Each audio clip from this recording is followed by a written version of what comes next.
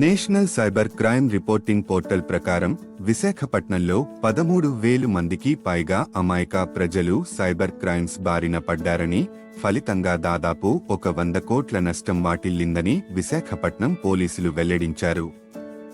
ఈ మొత్తంలో 18 కోట్ల రూపాయలు వివిధ బ్యాంకు ఖాతాల్లో ఫ్రీజ్ చేయబడ్డాయని వెల్లడించారు.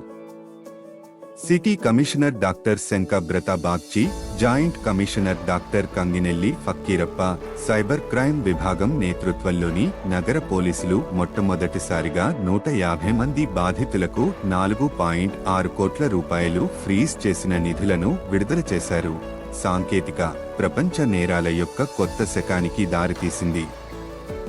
ఇక్కడ సైబర్ నేరగాళ్లు వ్యక్తులు మరియు సంస్థలను మోసగించడానికి మరియు దోపిడీ చేయడానికి అనేక రకాల వ్యూహాలను ఉపయోగిస్తున్నారు.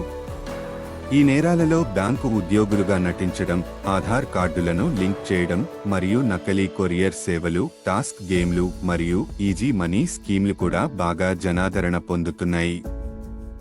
ఇవి త్వరిత ఆర్థిక లాభాలను ఇస్తూ చివరికి ఆర్థిక నష్టాలను మాత్రమే అందజేస్తున్నాయి. క్రిప్టో కరెన్సీ మోసం, హనీ ట్రాప్ మోసం మరియు నకిలీ టీఆర్ఎన్ వంటి మోసాలతో ప్రజలు కష్టపడి సంపాదించిన డబ్బును సైబర్ క్రైమ్ నేరస్థులు దొంగలిస్తున్నారు. సైబర్ క్రైమ్ ముప్పు కేవలం ఆర్థిక నష్టానికి మాత్రమే పరిమితం కాదు. ఐడెంటిటీ దొంగతనం, సైబర్ స్టాకింగ్, అశ్లీల చిత్రాల పంపిణీ మరియు అక్రమ రవాణా వంటి తీవ్రమైన నేరాలు కూడా చేస్తున్నారు. సైబర్ క్రైమ్స్ పెరుగుతున్న నేపథ్యంలో ఆందోళన ఉన్నప్పటికీ అనేక కేసులు రిపోర్ట్ చేయబడడం లేదు. అందుబాటులో ఉన్న గణాంకాలు చాలా ఆందోళనకరంగా ఉన్నాయి, కానీ అవి వాస్తవ సంఘటనలలో కొంత భాగాన్ని మాత్రమే సూచిస్తాయి. సైబర్ క్రైమ్ల సంఖ్య ప్రతిరోజు పెరుగుతోంది. కొత్త రకాల సైబర్ క్రైమ్లు క్రమంగా పుట్టుకొస్తున్నాయి.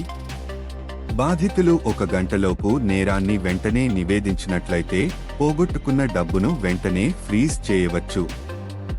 ఇది చట్టబద్ధంగా ముందుకు సాగడానికి మరియు బాధితులకు డబ్బును తిరిగి ఇవ్వడానికి వీలవుతుంది, సిటీ కమిషనర్ చెప్పారు.